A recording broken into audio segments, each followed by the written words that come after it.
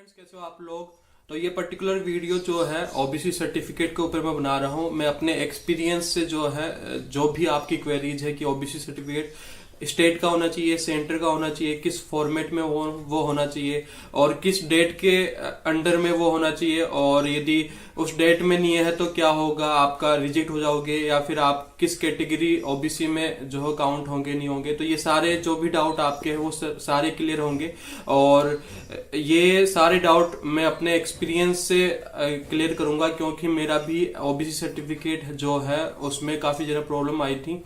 तो okay, video start करते हैं। तो सबसे पहले जो हमारा ओबीसी सर्टिफिकेट है वो एक पर्टिकुलर फॉर्मेट में होना चाहिए, और खास बात यहाँ पे ये है कि आपका जो स्टेट का जो ओबीसी सर्टिफिकेट बनता है वो यहाँ पे नहीं चलेगा। आपको सेंटर का ओबीसी सर्टिफिकेट ही वहां पे प्रोड्यूस करना है।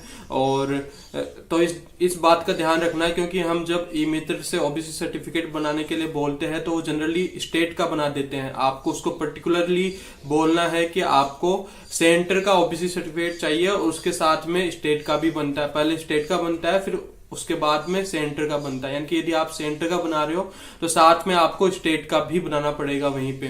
तो सबसे पहले तो यह है कि आपको जो है ओबीसी सर्टिफिकेट जो चाहिए वहां पे वो सेंटर का चाहिए, और एक पर्टिकुलर फॉर्मेट उसका होता है, और वो फॉर्मेट आपको एसएससी की साइट पे मिल जाएगा, और मैं डिस्क्रिप्शन में भी डाल दूंगा। और जो अपना ई मित्र वाला है वो भी आपका वहां पे चलेगा, क्योंकि जो फॉर्मेट एसएससी ने दिया है आपको बस वहां पे जो लाइंस वहां पे लिखी हुई है वो सारी लाइंस आपके जो फॉर्मेट है, जो ओबीसी सर्टिफिकेट आपने बनाया है उसमें होनी चाहिए, बस यही है। जरूरी नहीं है कि आपको उसका प्रिंट आउट निकाल के सब कुछ वैसे करना पड़ेगा कि पटवारी से साइन वाइन करके तहसीलदार तक लेके जाना पड़ेगा, ऐसा जरूरी नहीं है। आप सिंपली जाके ई मित्र वाले को बोल दो, वो जो डिजिटल अपना ओबीसी सर्टिफिकेट बनता है वो बना के दे देगा, और वो ही वैलिड है। उसमें जो जितने भी लाइंस जो एसएससी के फॉर्मेट में है, जो भी उनकी डिमांड है वो सारी डिमांड्स उसमें है, उसमें कंसिडर कर रखी है। तो ई मित्र वाला जो है वो भी आपका चल जाएगा। तो ये तो हो गई आपकी ओबीसी सर्टिफिकेट की बात और फॉर्मेट की बात। दूसरी बात ये है कि आपको जो है ओबीसी सर्टिफिकेट जो नोटिफिकेशन की डेट है, यानी कि जो आपके फॉर्म भरने की लास्ट डेट जो है उसके अंडर में वो अपना ओबीसी सर्टिफिकेट बना हुआ होना चाहिए। यानी कि जैसे आपका यदि सीजीएल का फॉर्म निकला तो उसकी जो भी लास्ट डेट रही उससे पहले पहले आपका ओबीसी सर्टिफिकेट बनाना चाहिए, और तो वो अच्छा रहता है। अब जो जिनका उस पर्टिकुलर डेट के अंदर नहीं बना हुआ है तो उनका क्या होगा, क्या उनका जो है रिजेक्ट हो जाएगा, क्या उनका कैंडिडेचर रिजेक्ट हो जाएगा, क्या उनको जॉब नहीं लगेगी। तो ऐसा कुछ नहीं है। यदि आपका उस पर्टिकुलर डेट के अंदर नहीं होता है तब भी आपका चल जाएगा। और मैं खुद जो मेरा ओबीसी सर्टिफिकेट था वो उस डेट के अंडर नहीं था, मेरा जो है उसके 8 दिन बाद का था। यानी कि जब मेरा टाइम था तो वो 4 जून 2018 तक मेरा फॉर्म का लास्ट डेट था, और मैं जो सर्टिफिकेट बना हुआ है वो 12 जून 2018 का बना हुआ है। तो क्या होता है यदि आपका लास्ट मतलब उस डेट के बाहर का सर्टिफिकेट होता है, जनरली क्या होता है यदि आप डीवी के टाइम पे आप जाओगे तो आपको इस तरह का एक फॉर्मेट मिलेगा। ये जो डीवी होने के बाद में ये मिलेगा, आप स्क्रीन पे यहाँ पे देख सकते हो पूरा। तो इसमें जो है ये ओबीसी सर्टिफिकेट यदि आपका वैलिड होता है तो यहाँ पे आप देख रहे हो कि पार्ट 6 जो है यहाँ पे रिजेक्शन प्रोविजन।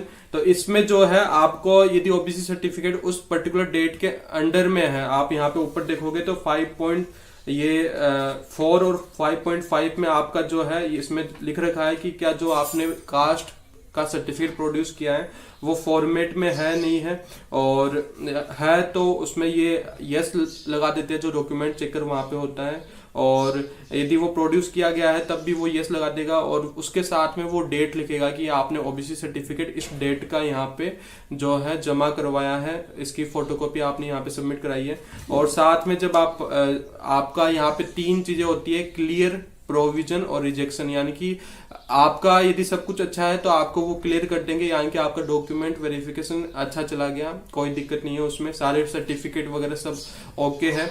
और प्रोविजन तब होता है जब आपका जो ये कास्ट सर्टिफिकेट है उसमें प्रॉब्लम आती है, यानी कि वो जो इनकी डिमांड है जो डेट, इनको जनरली क्या होता है कि जो 2018 का डीवी हुआ था, यानी कि हमारा जो डीवी हुआ था उसमें 3 साल पुराना है, यानी कि आप जो डेट थी नोटिफिकेशन की, जो 4 जून 2018 फॉर्म की लास्ट डेट थी, उससे 3 साल पहले के बीच में यदि आपका बना हुआ है तो वो ओके है, आपको वो क्लियर दे देंगे उसमें।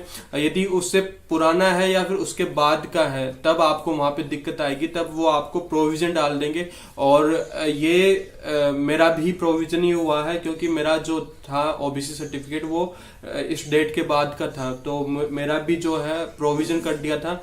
और जिनका जो है किसी वजह से, जैसे आपका जो है कॉलेज डिग्री उस पर्टिकुलर टाइम पीरियड में नहीं हुआ है, तब उनको रिजेक्ट कर देंगे। यानी कि यदि आप क्वालिफाइड नहीं हो किसी भी वे में, यानी कि आपकी एजुकेशन जो आपकी डिग्री है, यानी कि आप पास आउट टाइम पर नहीं हुए हो, आपका रिजल्ट बाद में आया है जो उनकी डिमांड थी उस डेट के बाद में, तब भी आपको क्या करेंगे, वो रिजेक्ट कर देंगे। तो इस चीज का ध्यान रखना, आप पहले अपनी एलिजिबिलिटी चेक कर लेना कि जो उनका जो आप उस फॉर्म के लिए एलिजिबल हो नहीं हो। यदि एलिजिबल हो तो कोई दिक्कत नहीं है। और अब प्रोविजन होने के बाद में क्या होगा, प्रोविजन होने से कोई दिक्कत नहीं होती। अब जो है आपका प्रोविजन हो गया, तो जब आपका रीड डॉक्यूमेंट वेरिफिकेशन होगा, यानी कि आपको जो भी डिपार्टमेंट मिलेगा वो आपका दोबारा से डॉक्यूमेंट वेरिफिकेशन करेगा, फिर वहां पे जो है ये ओबीसी सर्टिफिकेट वो जो है वापस से चेक करेंगे। यदि आपको कोई दिक्कत नहीं है उसमें, यानी कि आपका पूरा जो है उसमें ओबीसी सर्टिफिकेट पूरा वैलिड है, तब तो आपको कोई दिक्कत नहीं है। और आपने फर्जी में बना रखा है कोई, आप उस जो क्रीमी लेयर है, नॉन क्रीमी लेयर, उसमें नहीं आते हो, और फिर भी आपने जो है ओबीसी सर्टिफिकेट का के कोटे के लिए आप जो है ओबीसी सर्टिफिकेट फर्जी में बना के वहां पे प्रोड्यूस कर रहे हो और उनको पता चल गया, तब आपको दिक्कत हो जाएगी और वो आपको रिजेक्ट कर देंगे। और इस स्टेज में यदि आपको रिजेक्ट कर दिया तो आप जनरल कैटेगरी में भी काउंट नहीं होंगे, क्योंकि ऑलरेडी जो है सीट्स का जो है एलोकेशन हो चुका है। तो यदि आप नॉन क्रीमी लेयर में नहीं आते हो तो आप पहले से ध्यान रखना कि आप जो है जनरल कैटेगरी, यानी कि ओबीसी सर्टिफिकेट आप वहां पे प्रोड्यूस नहीं कराए तो आपको जनरल कैटेगरी में वो काउंट कर लेंगे। और यदि आप ओबीसी का जो है झूठा दावा करते हैं और फिर वहां पे जो है री डॉक्यूमेंट वेरिफिकेशन में आप उनको पता चल जाता है, तो फिर आपको दिक्कत हो जाएगी और वो आपका कैंडिडेट जो है रिजेक्ट कर देंगे। तो यही था, जिनका भी ओबीसी सर्टिफिकेट उस टाइम पीरियड में नहीं है उनको डरने की कोई जरूरत नहीं है। आपका जो है बस वो डॉक्यूमेंट वेरिफिकेशन जब होगा तो वो आपको वहां पे प्रोविजन केस में ला देंगे, वो आपको प्रोविजन कर देंगे और कोई दिक्कत नहीं होने वाली, और आप सेफ हो और आप ओबीसी कैटेगरी में ही काउंट होंगे। और यही था आपका ओबीसी सर्टिफिकेट जो है। आप एक सुप्रीम कोर्ट का वर्डिक्ट भी आया था 2017 में, 2016 में काफी लोग रिजेक्ट हुए थे ओबीसी के कारण, तो फिर बच्चों ने केस कर दिया था सुप्रीम कोर्ट में ओबीसी को लेके। तो 2017 में इसका जो है नोटिफिकेशन आया था पूरा, और उसमें साफ साफ लिखा हुआ था कि जो आप यहाँ पे स्क्रीन पे भी देख सकते हो कि जो ओबीसी सर्टिफिकेट के कारण किसी जो बच्चे को है आप रिजेक्ट नहीं कर सकते।